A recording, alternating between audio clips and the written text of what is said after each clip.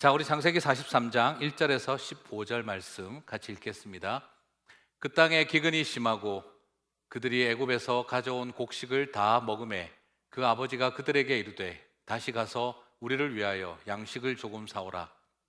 유다가 아버지에게 말하여 이르되 그 사람이 우리에게 엄히 경고하여 이르되 너희 아우가 너희와 함께 오지 아니하면 너희가 내 얼굴을 보지 못하리라 하였으니 아버지께서 우리 아우를 우리와 함께 보내시면 우리가 내려가서 아버지를 위하여 양식을 사려니와 아버지께서 만일 그를 보내지 아니하시면 우리는 내려가지 아니하리니 그 사람이 우리에게 말하기를 너희의 아우가 너희와 함께 오지 아니하면 너희가 내 얼굴을 보지 못하리라 하였음이니이다. 이스라엘이 이르되 너희가 어찌하여 너희에게 또 다른 아우가 있다고 그 사람에게 말하여 나를 괴롭게 하였느냐.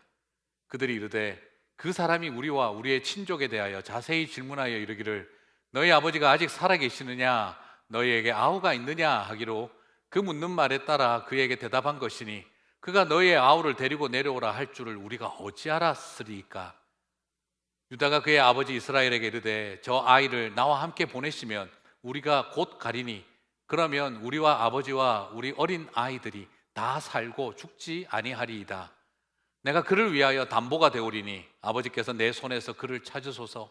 내가 만일 그를 아버지께 데려다가 아버지 앞에 두지 아니하면 내가 영원히 죄를 치리이다. 우리가 지체하지 아니하였더라면 벌써 2번 갔다 왔으리이다. 그들의 아버지 이스라엘이 그들에게 이르되 그러할진대 이렇게 하라. 너희는 이 땅의 아름다운 소산을 그릇에 담아가지고 내려가서 그 사람에게 예물로 드릴지니 곧 유향 조금과 꿀 조금과 향품과 몰약과 유향나무 열매와 감 복숭아이니라. 너희 손에 갑절의 돈을 가지고 너희 자루 아귀에 도로 넣어져 있던 그 돈을 다시 가지고 가라. 혹 잘못이 있었을까 두렵도다. 내 아우도 데리고 떠나 다시 그 사람에게로 가라. 전능하신 하나님께서 그 사람 앞에서 너희에게 은혜를 베푸사 그 사람으로 너희 다른 형제와 벤야민을 돌려보내게 하시기를 원하노라. 내가 자식을 잃게 되면 이르리로다. 그 형제들이 예물을 마련하고 갑절의 돈을 자기들의 손에 가지고 벤야민을 데리고 애굽에 내려가서 요셉 앞에 서니라. 아멘. 네, 오늘은 창세기 계속 연속 강해로 집착과 연민과 분노를 내려놓을 때라는 제목으로 같이 말씀을 살펴보도록 하겠습니다. 참 야곱도 오늘 인생 노년에 참 만만치 않은 일들을 겪고 있는 것을 보게 되지요. 사랑하는 아내 라헬이 벤야민을 출산하다가 세상을 떠났던 걸 우리가 기억합니다. 그리고 아들 요셉도 잃었습니다. 나머지 10명의 아들은 똘똘 뭉쳐서 아버지 야곱과 굉장한 긴장관계, 이 텐션을 갖게 되었습니다. 그러다가 도저히 일어나서는 안 될 일, 큰아들 루벤이 자신의 첫 비라를 추행하고 동침하는 일이 일어나게 됩니다. 아버지로서의 권위는 바닥에 떨어지고 아들들은 이제 아버지를 업수히 여기는 것처럼 여겨질 만큼 절망적인 상황도 경험했습니다. 어쩌면 아버지로서 야곱은 사랑하는 아들은 잃어버리고 나머지 10명의 아들들과는 원수처럼 등지고 자신의 첩을 건드리는 이런 지경까지 왔으니 실패한 아버지의 모습이기도 합니다. 겉보기에는 재력도 있고 성공한 이민자와 같은 모습으로 살아가고 있지만 집안은 이게 가정이라고 할 수 없을 만큼 절망적인 폐륜 상태가 계속 이어지고 있는 것을 보게 됩니다. 이런 상황에서 노인이 되어가는 야곱은 아들 벤야민에 대해서 더욱 집착하는 모습을 보게 됩니다. 어쩌면 야곱의 인생 마지막 사명은 내가 벤야민은 철저히 지킨다.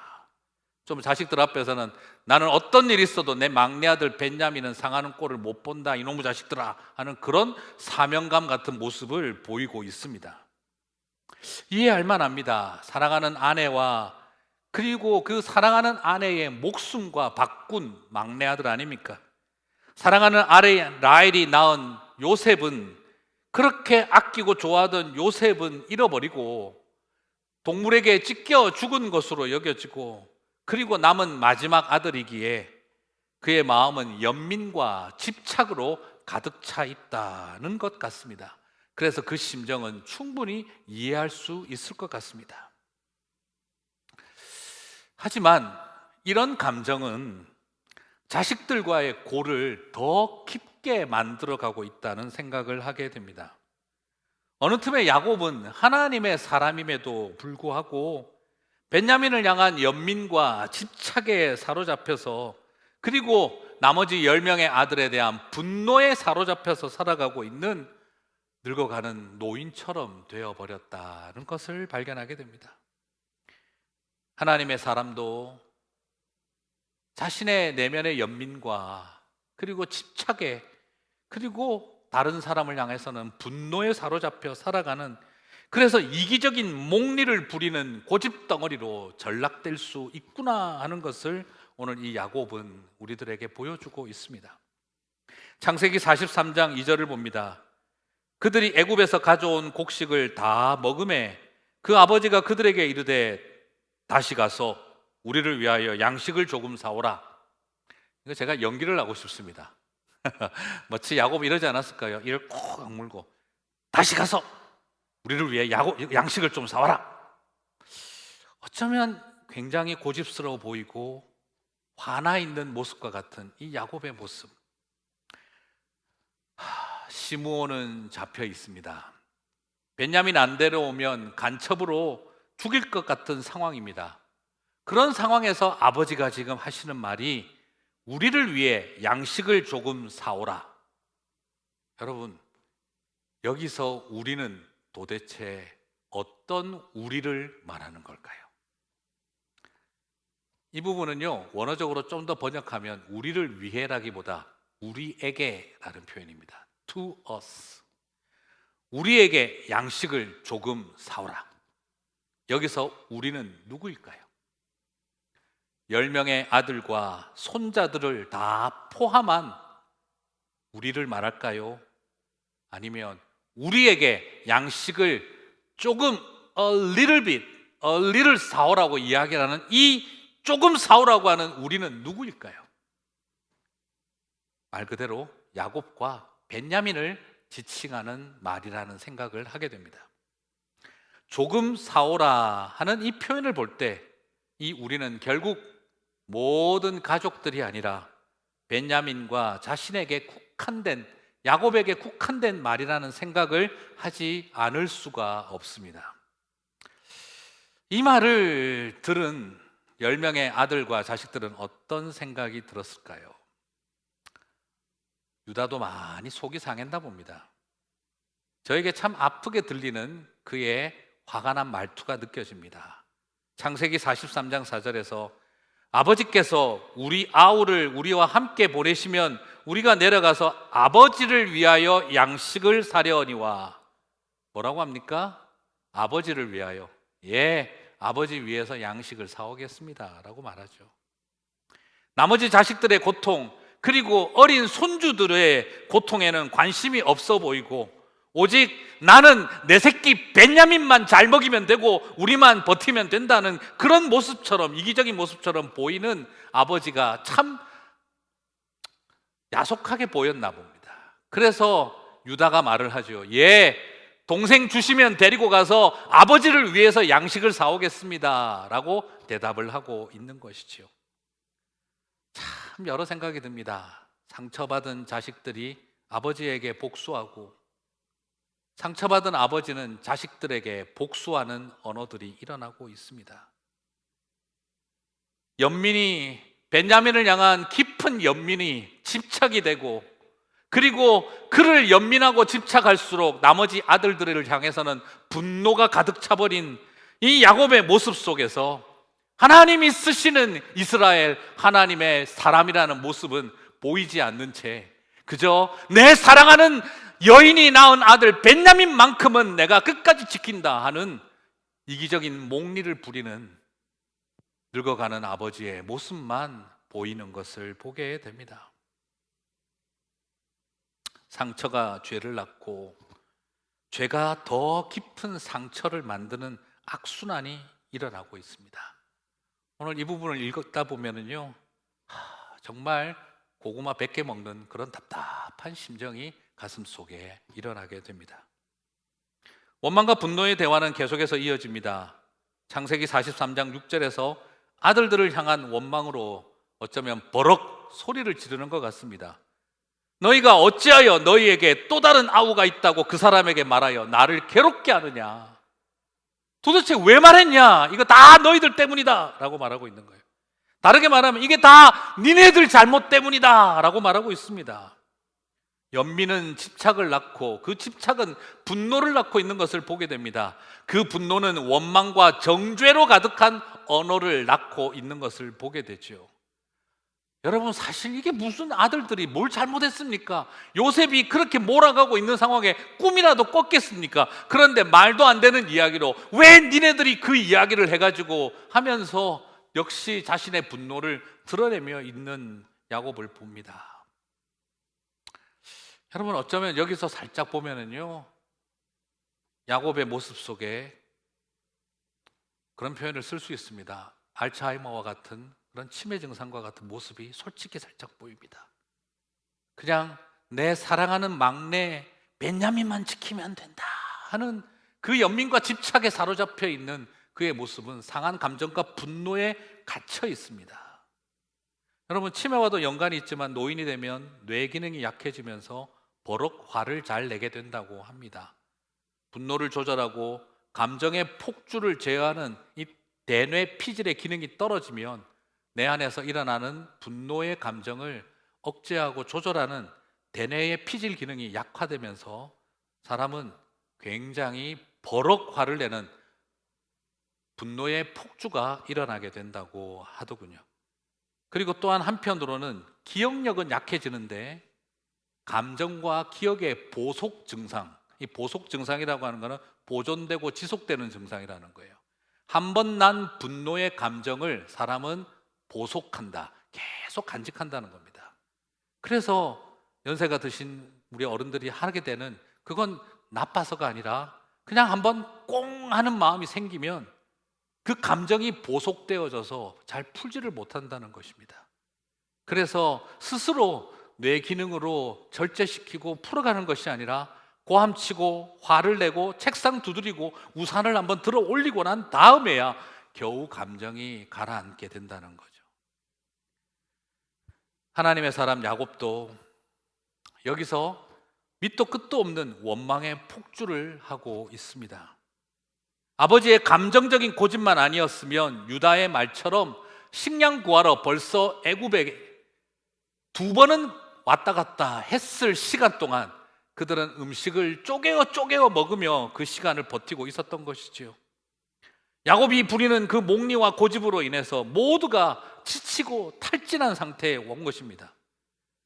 하나님의 사람 이스라엘에게서도 발견하는 이 모습이 어쩌면 우리의 마음을 굉장히 슬프게 하고, 하나님의 사람도 이스라엘도 이런 모습을 보일 수 있구나 하는 생각이 우리를 씁쓸하게도 하지만 한편으로는 이렇게 변해가는 우리의 모습에 작은 위로가 되기도 합니다. 야곱을 보면 첫 번째는 자신에게 놀라는 어르신들에게 슬픔이 되면서도 한편으로는 우리가 그 마음을 이해할 수 있는 위로가 됩니다.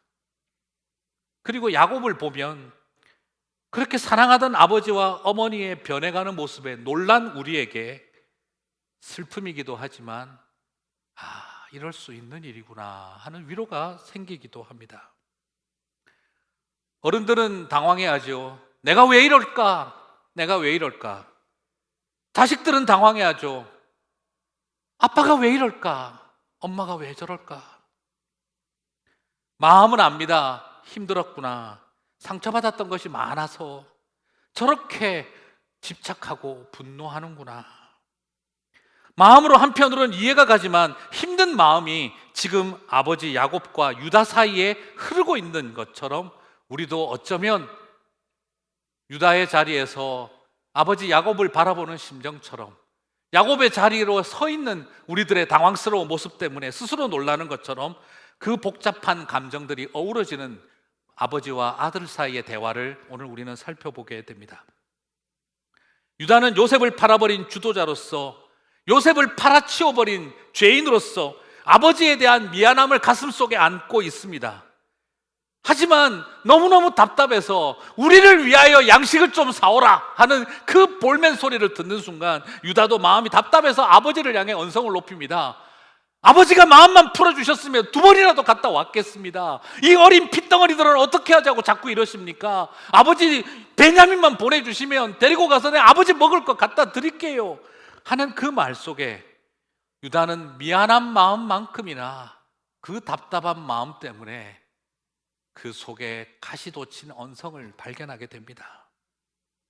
어쩌면 우리 이스라엘 야곱도 그 마음 이게 아니라는 걸 알지 않겠습니까? 그러나 이 상황에 이것마저 양보하고 내가 포기하면 나는 꼭 죽을 것 같고 패배한 것 같고 절망한 것 같은 그 상한 감정이 자신의 이성을 마비하고 그의 감정을 뒤흔들고 있을 때 하나님의 사람 야곱도 흔들리고 있는 것을 보게 됩니다. 이 두 사람의 대화를 보고 있으면 어쩌면 믿는 우리들의 가정 안에서도 일어날 수 있는 차마 남들에게 저거 말해줄 수 없는 그 아픔의 이야기들이 여기에 그대로 묻어 있는 것을 보게 됩니다. 하지만 오늘 이 두 부자가 아버지와 아들이 그래도 이 대화를 풀어갈 수 있었던 것은요, 아들 루벤이 말할 때는 듣지도 않았던 아버지가 유다의 말에 귀를 기울이게 된 것은요, 아버지 야곱도 알고 있는 게 하나 있었기 때문입니다. 지금 이 말하는 유다는 아들 둘 잃어본 애비라는 걸 야곱도 알고 있었기 때문인 거죠. 그래서 딴 사람이 말하면 귀에 들어오지 않았지만 아들 둘 먼저 보낸 유다가 아버지 앞에 와서 아들 잃은 애비의 심정을 안고 저 핏덩어리들은 살아야 되지 않겠습니까? 아버지에게는 베냐민만 있는 게 아니라 손자들도 있습니다. 손녀들도 있습니다. 하는 그 말이 오늘 다쳤던 야곱의 마음을 열어주고 있는 건 아닐까 생각하게 됩니다. 유다는 말합니다. 창세기 43장 8절에서 9절입니다. 유다가 그의 아버지 이스라엘에게 이르되 저 아이를 나와 함께 보내시면 우리가 곧 가리니 그러면 우리와 아버지와 우리 어린 아이들이, 참 마음이 아프죠. 우리 어린 아이들이 다 살고 죽지 아니하리이다. 내가 그를 위하여 담보가 되오리니 아버지께서 내 손에서 그를 찾으소서. 내가 만일 그를 아버지께 데려다가 아버지 앞에 두지 아니하면 내가 영원히 죄를 지리이다. 아버지, 지난 세월 아버지하고 우리 참 힘들었습니다. 그러나 이제 이 집안에는 베냐민과 10명의 아들만 있는 것이 아니라 아버지의 다음 세대 저 어린 손자, 손녀들이 당신을 쳐다보고 있습니다. 베냐민만 붙들려고 하지 마세요. 저 어린 것들도 살려야 하지 않겠습니까? 하는 그의 말이 내 생명을 드리겠으니 내가 영원히 죄를 지리니 아버지 하는 그의 말이 오늘 다쳤던 야곱의 마음을 움직이는 것을 보게 됩니다. 무슨 말이겠습니까? 언제까지 우리와 싸우시겠습니까? 지금은 베냐민을 살릴 거냐 시므온을 살릴 거냐 하는 문제가 아닙니다. 어린 핏덩어리들 살립시다. 아마 그럴 것 같아요. 제가 아버지 요셉 잃은 고통, 혹 베냐민마저 잃을까 두려워하는 고통 제가 잘 압니다. 저도 그랬습니다. 셋째까지 잃어버릴까 봐 기업 물을 자 주지 않고 며느리 다말 무시하고 있다가 결국 제가 며느리 다말에게서 아들 낳지 않았습니까? 내 두려움 때문에 아들 둘 잃어버린 그 고통과 두려움 때문에 셋째 아들에게 기업 물을 자 넘겨주지 않다가 우리 가정에 더 큰 비극이 오지 않았습니까? 제가 안 주려고 버티다가 이런 비극까지 왔지 않습니까? 아버지 마음 제가 압니다. 그 고통 압니다. 아버지 더 실수하지 마세요. 그 마음 아는 제가 목숨 걸게요.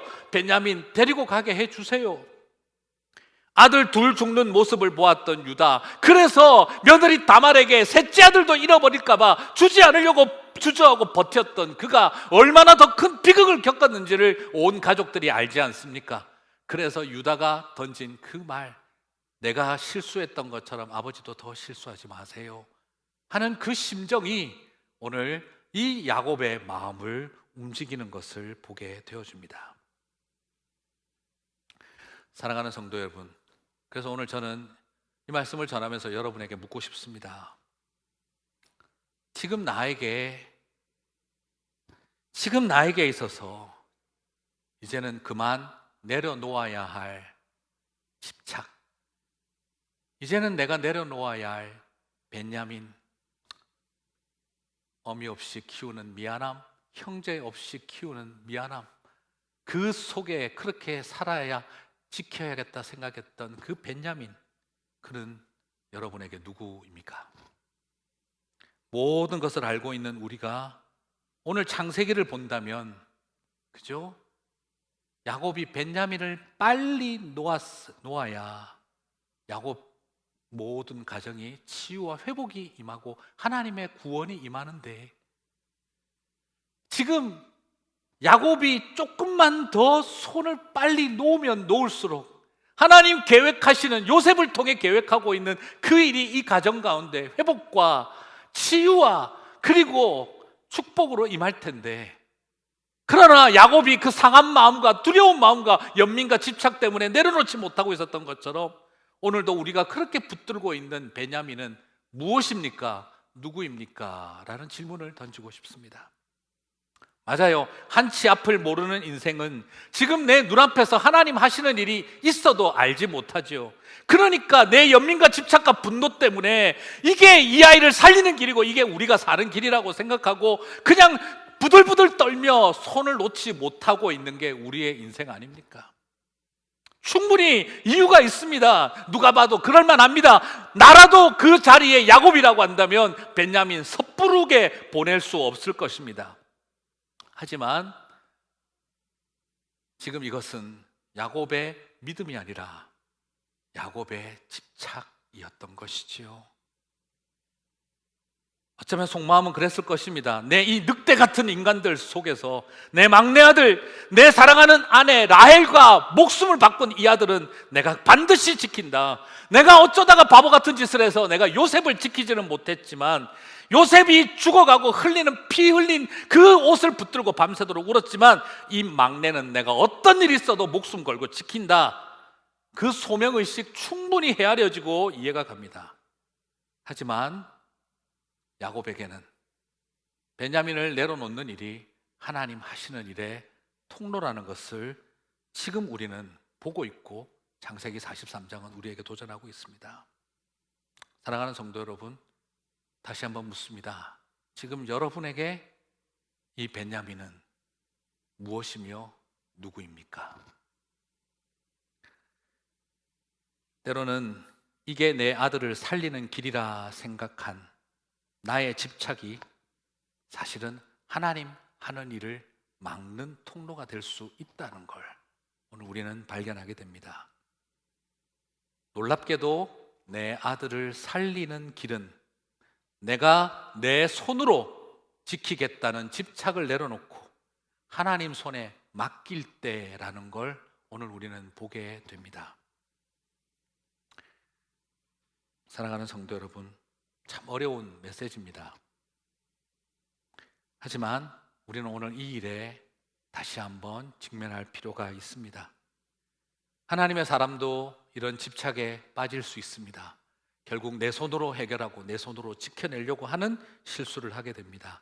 누구나 이 집착에 빠질 수 있습니다. 이 집착에 빠진 것이 잘못이라고 말할 수 없습니다. 그 이유는 나름 충분히 정당하고 이해가 갑니다. 하지만 이것이 계속되어져서는 안 됩니다. 이것이 끝까지 전착되어져서는 안 됩니다. 하나님 하실 일을 위해서 놓아야 하는 타이밍이 왔다면 그때는 손을 내려 놓아야 합니다.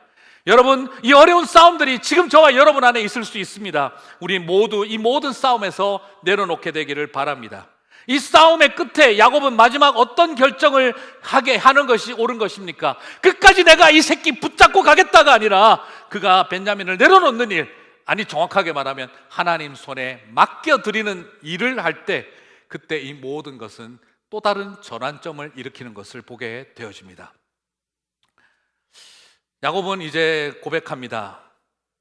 창세기 43장 12절 14절에서 그는 드디어 이스라엘다운 자리로 나아가게 됩니다. 유다와의 대화를 통해 고구마 100개 먹는 것 같은 그 대화 속에서 그는 자기 속에 있었던 그 분노와 그 자기 속에 있었던 집착을 발견하고, 그래, 나는 지금 이 10명의 아들과 베냐민과 싸우고 있는 것만이 아니다 하는 것을 그가 알고 난 다음 그는 마음을 완전히 바꿔 먹습니다. 12절에서 14절 같이 읽겠습니다. 너희 손에 갑절의 돈을 가지고 너희 자루 아귀에 도로 넣어져 있던 그 돈을 다시 가지고 가라. 혹 잘못이 있었을까 두렵도다. 내 아우도 데리고 떠나 다시 그 사람에게로 가라. 전능하신 하나님께서 그 사람 앞에서 너희에게 은혜를 베푸사 그 사람으로 너희 다른 형제와 베냐민을 돌려보내게 하시기를 원하노라. 내가 자식을 잃게 되면 이르리라. 내가 자식을 잃게 되면 이르리로다. 그는 이렇게 고백하며 베냐민과 함께 가라고 합니다. 맞아요. 여전히 두렵죠. 여전히 두렵지 않겠습니까? 오늘 저는 여러분에게 두려워하지 말라 하는 말을 하는 것이 아니라 두렵고 여전히 염려가 되게, 그래서 돈도 2배로 가져가라 하고 지방 특산물 준비해서 조공으로 바칠 것도 챙겨줍니다. 두렵죠. 걱정되죠. 염려가 되죠. 하지만 야곱은 연민과 집착과 분노의 마음을 걷어내고, 야곱은 이제 내 손아귀에 두었던 아들을 내 손으로 지키는 것이 아니라 이르면 이르리로다 고백하며 전능하신 하나님의 손에 맡기고 있습니다. 저는 오늘 여기서 전능하신 하나님, 바로 엘샤다이의 하나님을 여러분에게 말씀드리고 싶습니다. 그래요. 엘샤다이의 하나님, 전능하신 하나님, 전능하신 하나님에게 맡기는 이 놀라운 마음이 오늘 저와 여러분 안에서도 다시 일어나게 되시기를 바랍니다. 엘샤다이라고 하는 하나님의 이름은요, 전능하신 하나님이라는 의미. 그런데 이 전능하다는 말이요, 군사적, 전쟁적 개념만으로 쓰이는 것이 아닙니다. 많은 분들이 이 엘샤다이 이러면 하나님의 그 파워, 올마이티한 그런 어떤 모습을 자꾸 떠올리는데요, 물론 뜻은 맞습니다만, 그러나 오늘 이 엘샤다이는 웅변적이고 영웅적이고 서사적인 엘샤다이를 말하는 게 아닙니다. 오늘 여러분 야곱의 마음이 어떤 마음이겠습니까? 엘샤다이 하나님에게 웅변적이고 전능하고 서사적인 파워, 이런 걸 지금 말하고 있는 게 아니에요. 오히려 엘샤다이 하나님의 이름을 부르는 심령은요, 하나님 나 두렵습니다. 하나님 나 무섭습니다. 이 아들마저 잃어버릴까 봐 겁납니다. 그 마음에서 바라보는 하나님입니다. 저 얘 잃으면 죽을 것 같습니다. 하지만 제가 붙들고 있어서는 안 된다는 것을 깨닫습니다. 데려가십시오. 잃으면 잃겠습니다. 그러나 믿습니다. 당신은 엘샤다이의 하나님, 전능하신 하나님이신 줄 믿습니다. 잃으면 잃고 죽으면 죽으리이다 고백하며 전능하신 하나님 당신에게 맡깁니다. 이 마음은, 엘샤다이는 긍휼과 인내와 우리의 두려움과 연약함을 아시는 전능하신 하나님을 뜻합니다. 엘샤다이 하나님은 어허이 두려워하지 마, 어허이 염려하지 마, 그딴 마음으로 나한테 오지 마, 굳건한 믿음을 가지고 흔들리지 않는 믿음으로 전능하신 하나님 앞에 나와야지, 이렇게 하시는 분이 아닙니다. 너의 두려움을 알고 죽을 것 같은 마음 알고, 그리고 정말 마지막 순간까지 버티다가 잃으면 잃고 죽으면 죽는 것 이제 다 내려놓았으니 하나님의 전능하심 엘샤다이를 믿습니다 할 때, 하나님은 그 마음을 그 긍휼과 인애로 그래 나만 믿어라 하실 때의 하나님이 엘샤다이의 하나님이신 것이죠. 야곱은 전능하신 엘샤다이의 하나님이 베냐민을 돌려보내시기를 원하지만, 그러나 내가 잃게 되면 이르리로다 하며 고백하며 나아가고 있습니다. 이 엘샤다이의 하나님에 대한 고백이 바로 에스더가 죽으면 죽으리이다 하며 나아갔던 그 고백과 같습니다. 다니엘이 그 타오르는 그 풀무불 속으로, 그리고 사자굴 속으로 들어갈 때의 그 모습과 같습니다. 기도하기 위해 창문을 열어 온 세상 사람들 다 보라고 기도할 때 그때 다니엘의 모습과 같습니다. 바로 그 마음을 알고 나아가는 당신의 백성들을 향해 하나님은 전능하신 하나님이신 것이죠. 여러분, 야곱이 이 모든 것을 감당하며 맡겨드릴 수 있었던 것은 그저 영웅적이고 웅변적이고 서사적인 전능하신 하나님이 아니라 우리의 두려움과 연약함과 우리의 상한 마음을 불쌍히 여기시는 그 전능하신 하나님을 알았기 때문인 것입니다. 말씀을 이제 맺겠습니다. 성도 여러분, 두려우시면 두려워해도 됩니다. 저는 한때 그런 찬양도 참 좋아했습니다. 기도할 수 있는데 왜 염려하십니까? 기도할 수 있는데 왜 두려워하십니까? 기도하면서 왜 염려하십니까? 그 찬양도 많이 불렀는데요. 근데 어느 순간 그런 생각이 드는 거예요. 기도하는데 두려우면 안 되나? 기도해도 염려가 되는 거를 안 된다고 그렇게까지 막 해야 되나? 무섭다고 하면서 기도하면 안 되나? 그래도 됩니다. 두려워서, 무서워서 이르면 이르리로다 했지만 여러분, 야곱의 심정이 뭐겠습니까? 하나님, 이르면 이르리로다. 하나님, 제발 이르면 안 됩니다. 그 말이죠.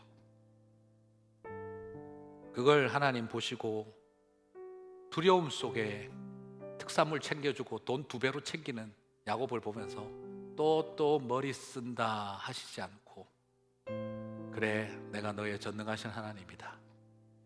그러고 싶지 않겠어요? 너 전능한 하나님이라고 하면서 왜 돈을 2배로 넣냐? 특산물은 왜 챙기냐? 왜 두려워하냐? 하나님 그런 지적질 하시는 분이 아니라 얼마나 무섭고 얼마나 두려울까, 그 마음을 다 아시는 분이십니다. 엘샤다이의 하나님은 두려운 애비의 심정을 아시는 분입니다. 무서운 아버지의 심정을 알기에 하나님은 결국 그 어린 막둥이를 지키십니다. 그래서 엘샤다이의 하나님은 그저 근육질의 투사 같은 하나님이 아니라 아버지 같은 하나님이십니다. 연민과 집착과 두려움과 분노에 떠는 애비를 대신하여 나서주시는 아버지 하나님이신 것이지요. 엘샤다이의 하나님과 우리 성도님들이 깊은 만남이 있게 되시기를 축복합니다. 내가 다 책임져 줄 수 있는 아버지가 되면 얼마나 좋겠습니까? 베냐민의 생명 끝까지 지켜주고 이 이리떼가 득실거리는 같은 이 집안에서 내가 끝까지 이 아이 챙겨주면 얼마나 좋겠습니까? 그러나 우리 그렇게 할 수 없잖아요. 먼저 가야 하잖아요. 늙어가잖아요. 돈도 없잖아요. 힘도 없잖아요. 그러나 하나님이 그 마음을 아시고 엘샤다이의 하나님이 되어주실 때 내가 할 수 없는 일을 감당하며 역사하여 주실 것이라고 믿습니다. 연민과 집착, 분노로 가득했던 한 노인이 다시 이스라엘의 하나님의 사람으로 세워지고 있습니다. 기근과 같은 팬데믹의 시대를 보내며 우리 안에 들어와 있는 이 노인의 모습을 봅니다. 한때 하나님과 붙잡고 씨름하며 야복강에서 이스라엘이라는 이름을 받았던 추억은 옛날의 이야기처럼 사라져버린 채 지금은 그저 베냐민 하나 쳐다보고 연민과 집착과 분노에 사로잡혀 있는 오늘 노인 되어버린 이 야곱의 모습 같은 모습을 오늘 우리 안에서 봅니다. 그러나 다시 하나님의 사람으로 이스라엘로 전능하신 아버지 하나님 앞에 다시 나아가며 이스라엘다워지는 모습을 또한 봅니다. 사랑하는 성도 여러분, 여러분 안에 그 역사가 일어나게 되시기를 바랍니다. 상처와 아픔 그리고 기근으로 인해 세월 속에 망가진 우리의 모습이지만 기근은 더욱 야곱을 좌절하게 만들었지만, 그러나 그 기근은 결국 그를 야곱답게 세웠던 것을 바라봅니다. 오늘 이 팬데믹은 우리를 더 좌절시키고 무능하고 능력 없는 그런 아버지처럼, 어머니처럼 우리를 좌절시키고 있지만, 그러나 이 팬데믹은 다시 우리를 하나님의 사람 이스라엘로, 전능하신 하나님을 바라보며 이르면 이르리이다 외치며 나아가게 할 자리로 저와 여러분을 세우실 줄 믿습니다. 사랑하는 성도 여러분, 엘샤다이의 하나님을 찾으십시오. 지금까지 붙들었던 베냐민을 내려놓고 엘샤다이의 하나님을 붙드십시오. 내 손으로 붙잡았던 베냐민은 내려놓고 이제 엘샤다이의 하나님을 붙잡으십시오. 내 붙잡은 손이 집착이 아니라 하나님이 되어질 때 하나님의 전환점이 일어나게 될 줄 믿습니다. 그 길을 가는 저와 여러분 되시기를 주님의 이름으로 축복합니다. 우리 다 함께 주신 말씀 붙들고 우리 기도하며 나갔으면 좋겠습니다.